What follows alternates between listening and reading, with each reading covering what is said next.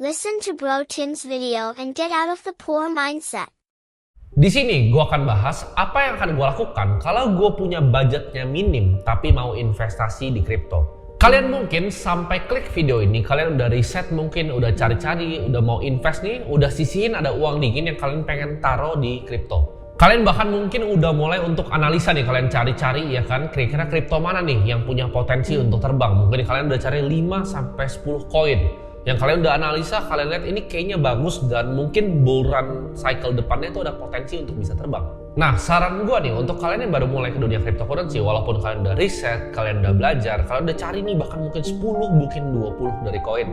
Tapi saran gue adalah dorong semuanya uang kalian ke 1-2 koin yang kalian paling yakin. Karena dari opini gue, diversifikasi itu bukan pilihan yang baik kalau modal kalian masih kecil.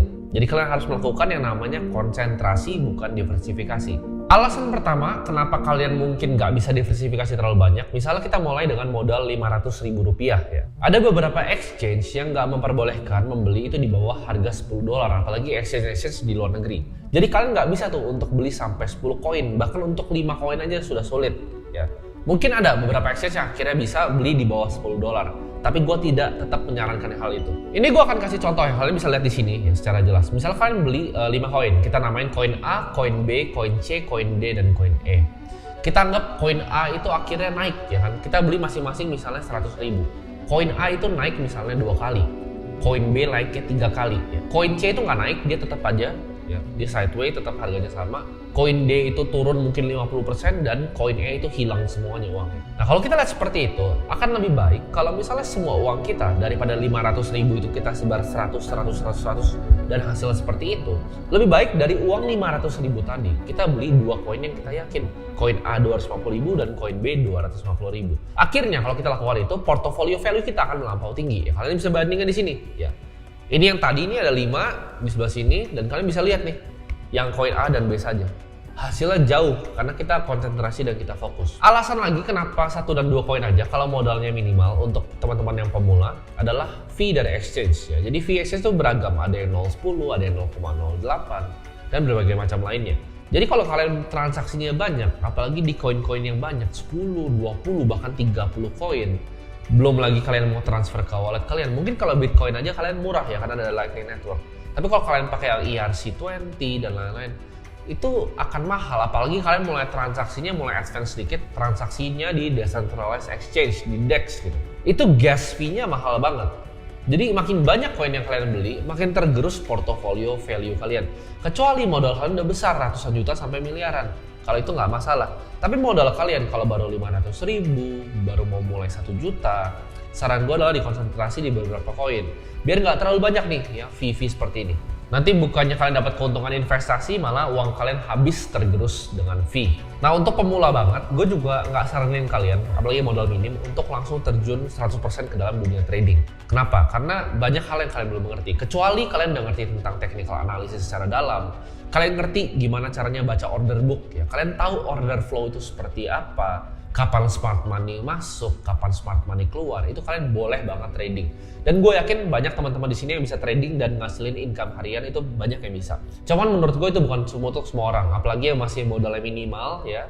Gue saranin kalian pelajarin dulu teknologinya, kalian meraba-raba dulu, coba beli di exchange, coba transfer ke wallet. Kalian coba-coba dulu, eksperimen dulu, pakai uang dingin yang udah kalian sisihkan. Karena untuk kalian bisa dapetin income harian dari trading, itu perlu banyak skill setnya ya. Dari technical analysis tadi gue bilang, order flow, kalian harus ngerti money managementnya ya. Risiko manajemennya berapa persen kalian bisa hilang dan sebagainya. Ini berdasarkan pengalaman gue pribadi, jadi gue akan sharing. Kalau gue zaman dulu, waktu awal-awal mulai di crypto, tahun 2016, 2017, itu siklus pertama gue beli banyak banget koinnya. Karena gue waktu itu ngeliat, oh yang pertama ini waktu itu dulu sempat Stellar Lumens, itu paling tinggi waktu itu. Gue ngeliat, oh ini udah lumayan tinggi nih naiknya, gue mau ngeliat yang 10-20 ke bawah yang mungkin masih murah yang bisa naiknya seperti itu. Akhirnya gue beli tuh macem-macem semuanya, koin yang udah gak pernah ada sekarang namanya kedengeran ya. Jadi kalau gue gak pernah ngelakuin hal itu dan gue cuma beli yang pasti-pasti aja, contohnya mungkin Bitcoin dan Ethereum, portofolio gue mungkin berkembangnya jauh lebih pesat dibanding gue coba waktu itu sebar-sebar. Karena waktu itu gue punya mindset gini, kalau Bitcoin tuh harganya udah mahal. Padahal yang gue salah adalah itu bisa dibeli fractional kan, lu bisa beli 0,00 sekian Bitcoin. Tapi waktu itu menurut gue 1 Bitcoin mahal, gue mau cari koin lain yang masih $1, $2, ntar naik harganya seperti Bitcoin. Tapi ya itu kesalahan dalam logika berpikir karena gue waktu itu juga masih pemula. Kalian akan lebih pusing karena gini, kalau kalian ngikutin misalnya 5 koin, 6 koin, 7 koin, ini berdasarkan pengalaman pribadi ya. Kripto itu kan 24 jam ya. Ini kita seperti di dimensi waktu yang berbeda dengan orang yang misalnya main saham gitu. Karena main saham dia jam 9 bangun, market buka itu masih oke. Dan dia bisa tutup ntar jam 4 dia udah santai-santai ya karena ada istirahatnya, makan siang juga. Kripto itu nggak ada, kripto itu 24 jam. Jadi berita yang kalian ikutin, kita mesti ngikutin jam di luar negeri gitu, candle close-nya pagi. Terus kita misalnya lihat jam orang Dubai itu jam berapa, jam orang Singapura jam berapa yang aktif transaksi kripto. Korea itu kalau Korean Pub di update itu jam berapa Korea aktif tradingnya. Jadi 24 jam. Dan newsnya itu, berita di kripto itu cepat banget ya kan. Hari ini Vitalik Twitter kena hack, orang pada kena drain gitu kan. Hari ini ntar keluar lagi FTX itu kira-kira punya Solana berapa, Solana turun. Jadi kalau kalian punya 10 koin atau bahkan 5 deh, nggak usah 10. Kalau kalian punya 5 koin, lu harus ngikutin 5-5-nya. Itu pekerjaan yang sangat amat berat. Ini gue kasih contoh ya. Ini sekarang gue di kantor gue, di family office gue, ini portofolio yang kita pegang. Nah ini kalian bisa lihat portofolio gue itu bahkan nggak nyampe 10 gitu, liquid asset digital gue. Kenapa? Ini bahkan dengan tim ya, gue punya tim analis, gue punya tim trader. Itu nggak sampai 10, karena kenapa? Nggak bisa ngikutin. Jadi apalagi kalian yang nggak punya tim, belum berpengalaman di kripto, saran gue 1 atau 2 udah cukup. Nggak perlu 10, nggak perlu 15, nggak perlu 20 ya. Itu akan bikin aset kalian semakin merugi justru. Karena kalian nggak akan bisa ngikutin apa yang terjadi di marketnya. Perkembangan developernya seperti apa, ya, project akan mau dibawa kemana, komunitasnya seperti apa, beritanya seperti apa. Karena gue bilang sendiri, gue pun yang full time jobnya di kripto itu nggak nyampe 10 ya portofolionya. Gue inget persis tahun 2017 ya, waktu harganya turun drastis Bitcoin waktu itu, wah terjun payung dah itu, lebih dari 50%. Itu tuh di Indonesia, jamnya adalah jam 4 pagi. Jadi kalian bisa bayangin, jam 4 pagi itu kebangun untuk ngeliat candle ke bawah merah seperti itu. Jadi ya kalau kalian mau ngikutin banyak koin terserah kalian, tapi itu bukan hal yang gue sarankan untuk teman-teman yang punya budget minimal. Nah ini jadi saran gue untuk kalian. Kalian kan tadi di awal video mungkin kalian udah sisihin, kalian punya uang nih, oke 500.000, 1 juta, oke gue pengen coba untuk make money di cryptocurrency. Jadi mulai analisa, mulai nge-YouTube, cari mungkin sampai ketemu video ini. Nah saran gue adalah kalian list down. Jadi misalnya kalian punya notes di handphone atau kalian tulis di kertas, kalian tulis 5 koin kalian tuh apa? Contohnya misalnya kalian punya Bitcoin, kalian punya Ethereum, kalian punya BNB, kalian punya misalnya Solana, kalian punya Arbitrum. Nah kalian coba kalian lihat dari koin-koin ini yang kira-kira punya potensi paling banyak tuh apa. Jadi kalian coret satu-satu ya. Nanti gua akan jelaskan gimana caranya kita bisa eliminasi supaya dapat koin yang menurut kalian paling baik akhirnya. 1 atau 2 aja. Jadi kalau punya 5, 3 harus dieliminasi. Kalau kalian investasi di kripto, kalian jangan cuma percaya bahwa harganya akan naik ya. Contohnya seperti meme coin. Karena itu adalah praktik berjudi lah. Kayak semua kita bisa judiin semua ya. Gua sama videografer gua ada mobil lewat di bawah, kita bisa judiin berapa mobil yang lewat. Semua hal di dunia itu bisa dijudiin, dan sama seperti kripto kalian bisa berjudi juga. Kalau kalian cuma pikir koin atau token tuh harganya cuma akan naik, lu udah pasti rugi. Ini kalian bisa lihat dari datanya ya. Exchange di Indonesia, orang-orang Indonesia itu banyak kan pegangnya apa? Shiba sama Doge. Lu nggak percaya, ini gue buka nih, ini dari Arkham Intel, kalian lihat nih, ini di Indodax. Jadi orang Indonesia banyak yang kurang edukasi, mereka beli token untuk berharap dia akan jadi sangat kaya raya. Sedangkan kalau kita lihat exchange yang lebih established di luar, ini ada seperti ini. Beda, titik beratnya mereka banyak di Bitcoin dan juga Ethereum. Ini nggak cuma di Indonesia, kita bisa lihat sama di beberapa negara berkembang. Biasanya makin aneh-aneh tokennya dan balance-nya selalu rugi. Mayoritas orang Indonesia datang ke market kripto untuk kaya secara cepat. Tadi itu pemikiran dan mindset yang keliru. Sebenarnya mungkin aja sih kalian beli PP gitu kan, kalian harap next bull run nanti 2024 pas Bitcoin naik ini gue beli PP naik 10 kali. Mungkin benar, tapi itu adalah bukan praktik dari strategic investment, melainkan itu adalah praktik perjudian ya. Boleh, sah-sah aja. Lu mau ada porto misalnya 1%, gue pun juga ada. Ya ini gue bukan bilang gue nggak melakukan hal seperti itu. Gue juga melakukan hal seperti itu. Gue juga punya PP, tapi sangat kecil gitu ya. Dan kalau misalkan 0, gue juga bodo amat. Dan kalau 10 kali ya, gue pakai untuk makan-makan gitu kan. Gue juga melakukan. Tapi jangan lakukan ini sebagai praktik investasi. Saran gue, pertama kali kita filter, kita lihat bukan dari market cap, tapi dari trading volumenya. Ada nggak sih yang beneran trading volume? Contohnya gini, kalau kalian cari project di coin market cap, misalnya kita cari koin yang tier 2 ya, yang udah di page belakang. Kalian cari ya jumlah komunitasnya misalnya di Twitter, dan jumlah yang tambahin di coin market cap itu sebagai watchlist. Dari situ biasa kelihatan tuh, koin yang berapa tuh average-nya berapa. Jadi koin yang trading volume-nya segini, biasa followersnya segini di Twitter. Nah, kalau kalian lihat koin yang sama, ya trading volume-nya kalian lihat, tinggi, tapi followersnya kecil di Twitter. Atau nggak banyak yang dia mau jadiin watchlist ya di CoinMarketCap. Ini tanda tanya. Itu biasanya ada bandarnya atau dimanipulate harganya. Jadi kalian bisa lihat dari sana. Jumlah followersnya kalian lihat ke trading volume dari tokennya. Nah buat kalian yang mau cari bahan koin-koin yang lebih lower cap ya, yang di bawah-bawah dari Arbitrum atau bahkan Polygon, di bawah-bawahnya itu yang lebih kecil-kecil. Saran gue adalah kalian belajar tentang yang namanya selling pressure. Karena ini semua adalah PVP ya, player versus player. Lu beli di sana itu lawan gue beli sini gue lawan lu. Orang beli sana lawan siapa? Itu pasar modal, capital market, mau market crypto, market saham, market forex, itu semua kerjanya sama. Semuanya PVP, orang lawan orang. Jadi kita harus tahu tentang yang namanya selling pressure. Kita harus tahu dulu capital stack-nya dari sebuah project crypto itu seperti apa. Siapa yang dapat uang pertama? Yang pastinya investor early stage. Investor-investor yang kasih uang ke developer percaya akan project mereka. Itu pasti dapat uang pertama.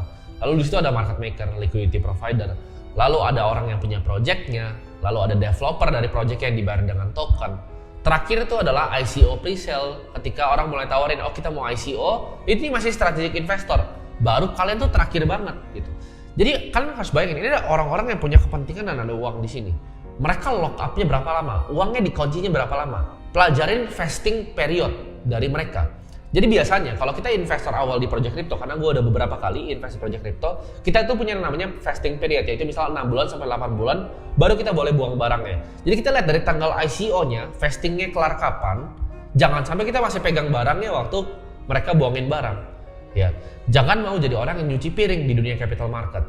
Artinya nyuci piring apa? Misalnya kita pesta nih, ya kan? Kita semua pesta bareng-bareng, terus gua sama market maker yang lain udah mau pulang nih. Terus lu pada baru masuk. Nah itu lu pada yang cuciin piring kita gitu. Pesta udah selesai, kita udah pulang, lu baru datang dan akhirnya cuma cuci piring. Jadi jangan mau jadi orang yang cuma cuci piring. Kita harus tahu nih selling pressure-nya kapan. Dan developer itu banyak akal-akalannya untuk nutupin yang namanya selling pressure ini. Biasa paling gampang adalah selling pressure nih, gue tunjukin meme-nya di sini, ya kan, untuk kayak air keluar, mereka tempelin aja pakai namanya staking. Staking itu ibaratnya simpel, kayak kita misalnya mau nabung di bank dikasih bunga lah gitu. Tapi kalau kripto, karena kripto itu dibuat sama developer, mereka bisa atur-atur kan di belakang. Jadi banyak kan staking ini, misalnya kan mereka staking 7%, 14%, 15%. Tapi tokennya inflasinya 100%. Jadi tokennya itu di print terus. Tapi mereka kasih staking, jadi itu kayak semacam nipu gitu. Orang nggak tahu nih ya. Jadi token di staking, lalu tokennya sendiri inflationary. Nah ini yang berbahaya gitu. Jadi kalian harus benar-benar perhatikan selling pressure ini.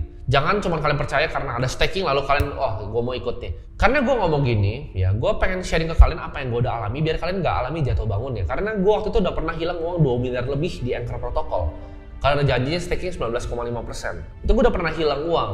Ya, jadi di sini gue sharing kalian berdasarkan pengalaman pribadi biar kalian nggak usah bayar uang sekolah yang gue keluarin di market. Karena intinya semua token selain Bitcoin itu ada konsep yang namanya pre-mine. Ya, Ethereum pun di pre-mine gitu. Semua koin selain Bitcoin, karena Bitcoin Satoshi pun waktu itu harus mining. Dia harus melakukan yang namanya proof of work sesuai barang yang dia bikin. Sedangkan koin lain itu semuanya ada pre-mine-nya. Jadi developer tuh dapat alokasi dulu yang dia bisa buangin barangnya. Jadi hati-hati di sana. Nah, setelah install pressure, kita harus tahu juga kenapa koin bisa naik. Nah, ini mikroekonomi sederhana, itu supply dan demand. Kalau kita lihat Bitcoin supply-nya cap, nah kita tinggal hitung demand-nya seperti apa. Contohnya, kita lihat ada banyak asset manager yang apply buat Bitcoin ETF. Nah, ini tinggal ditambahin aja semuanya. Ya, kira-kira kalian lihat di sini, ini total yang apply, itu sekitar aset under management-nya 17 triliun dolar. Tinggal kalian hitung, kira-kira mereka mau keluarin berapa? Ya, biaya budget marketing untuk tarik orang lagi untuk beli ETF mereka. Flow-nya berapa? Apakah 1 triliun dolar lagi? Ya, apakah 500 billion dolar lagi? Kalau 500 billion dolar masuk ke Bitcoin dengan market cap 500 billion dolar, harganya berapa Bitcoin? 200 ribu, 300 ribu, 400 ribu? Kalian tinggal hitung sendiri. Jadi nggak cuma selling pressure, tapi demand-nya, ya buying pressure-nya dari mana? Jadi dari tadi beberapa yang gue sampaikan dari trading volume kalian perhatiin, kalian ngerti misalnya buying pressure, kalian ngerti selling pressure. Nah token kalian dari tadi kalian lihat nih, misalnya contohnya, oh Solana. Solana tuh investornya siapa? Selling pressure itu apa? Oh ternyata FTX kan karena kasus kemarin. Solana masih banyak di balance sheet-nya FTX ya. Jadi di saat video ini di-shoot mungkin di sekitar 20-an dia akan turun ke 18. Ini selling pressure karena mereka ini harus liquidate untuk bagi uang ke kreditor. Nah itu selling pressure tuh, kalian pelajarin. Nah FTX pegang token apa lagi nih yang kira-kira dia akan dump di market. Nah kalau dari buying pressure kira-kira siapa institusi yang akan masuk? Siapa uang besar, siapa big fund yang akan masuk dalam? Nah jadi konklusi dari video ini, kalian coret tadi semuanya ya, simpulin ke 1-2 yang menurut kalian paling punya potensial dan kalian beli untuk hold di jangka yang panjang gitu. Dan kalian ikutin terus beritanya, ikutin terus perkembangan dari project yang kalian invest. Nah, tapi kalau kalian nggak ngerti mungkin 90% dari apa yang gue ngomongin sekarang, ya kalian beli Bitcoin dan Ethereum aja, nggak usah pusing gitu. Karena kalian masih jauh banget berarti di kripto, kalian masih harus banyak yang kalian pelajari. Di sini gue ngasih tau kalian bahwa nggak gampang kok untuk kalian Bitcoin. Fund manager banyak banget yang kalah sama Bitcoin tahun ini. Karena tahun ini, kalau kalian pegang Bitcoin dari awal tahun aja ya, kalian beli 10 juta, sekarang jadi 18 juta. Coba tanya, reksadana mana yang bahkan dekat? Fund kripto deh, hedge fund, quantitative fund, macro fund, kalah semua tahun ini ya. Buy data mereka kalah semua. Sama cuman beli Bitcoin ya. Jadi bahkan kalau cuma beli satu ya, makanya gue contohin di borong Bitcoin itu pakai beli Bitcoin. Jadi kalau punya pemula, punya uang 500.000, analisa seperti tadi, atau kalau udah nggak mau pusing, beli aja 250.000 di Bitcoin, 250.000 di Ethereum. Dan sisihin terus setiap bulan, disiplin, konsisten nabung, dan tunggu sampai bull run tahun 2025 di bulan Februari. Ya, ketika nanti bulan Februari, gue udah ngomong berkali-kali di banyak podcast, di banyak video gue, Bitcoin akan all time high di Februari 2025. Semoga video ini bermanfaat. Kalau kalian suka video seperti ini, di mana gue jelasin itu sedikit lebih teknis, ya kita akan bahas mungkin lebih dalamnya. Kayak ngitung berapa sih address yang sebenarnya punya Bitcoin, lebih dari 1 Bitcoin dan lain-lain.